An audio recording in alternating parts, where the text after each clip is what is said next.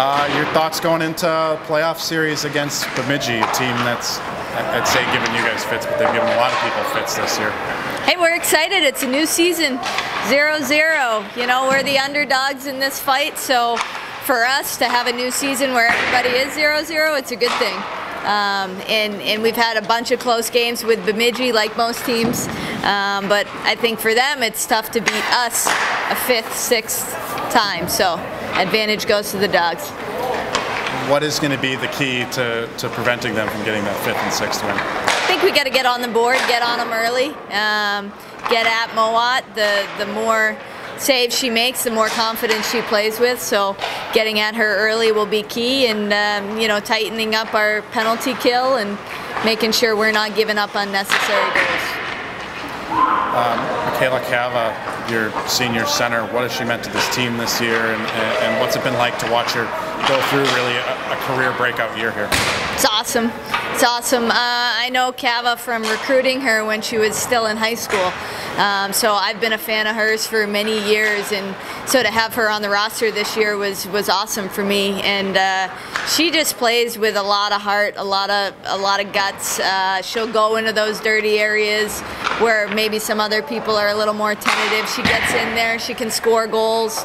She's one of our fastest, if not our fastest skaters, and clearly responsible in the D zone.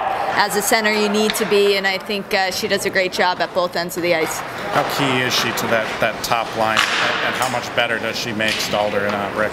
I think she's the greatest complement to that line, and when we put them together back in October and November, it just took off from there. I think her work ethic and her vision and ability to put the puck in the net has made that line great.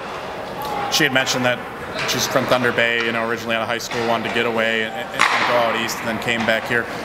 You said you recruited her. What stood out to you about her when you recruited her? Well, she actually played with Caitlin Tugis, who's on Bemidji, who has scored on us several times this year. And the two of them played together for the Thunder Bay Queens, and they were dynamic, similar to what she has going on here with Brick and Stalder. And she does a lot of those same things, you know, puts the puck in the net, has great vision, works hard up and down the ice, and plays with a lot of passion. So I'm glad that hasn't left her game.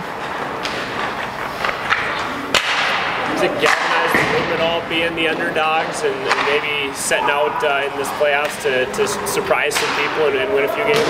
I think so, and I know the older kids haven't forgotten last year and the way their season ended there, so there's plenty of motivation, and I think also belief that we can beat these guys, because we have been so close with them. It's not like they blew the doors out on us at any time, and I think it's a now or never type of attitude, and some of our best games, best periods have been when our backs are against the wall, so I'm expecting us to play our best this weekend. Playing that simple game, I didn't see it on Saturday, but you know, just getting the puck to the net, you put a lot of shots on goal. Is that kind of how you have to continue moving forward? Yeah, I think simple game, when you get the red line, if it's the end of the shift or the D have a good gap, let's get that puck deep. Get the puck behind them and grind it out, forecheck the heck out of them and cause them to turn over the puck. Nobody likes to play with the puck behind the goalie's net, so if we can play back there, I think we'll get some good looks, and it's going to require activating the D quite a bit this weekend, because Bemidji clogs up the net front so much. You got to activate the D and spread the zone out a little bit. So it's simple, but it's also just smart hockey when you're playing against a trap-style D. You mentioned that some of the older kids haven't forgotten the way the season ended last year. Has there been much chatter? I mean, for the veterans, are they saying, hey, we're after revenge here?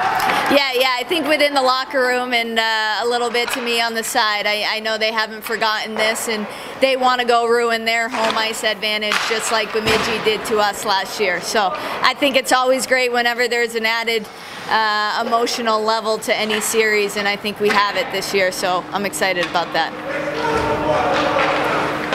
How do you keep the emotional level at just the right level so it doesn't kind of take away from the game but just helps? Yeah, that's a great point. I think staying in the moment is something we always talk about too. You can't look too far back, can't go too far forward, you just got to stay with where you are.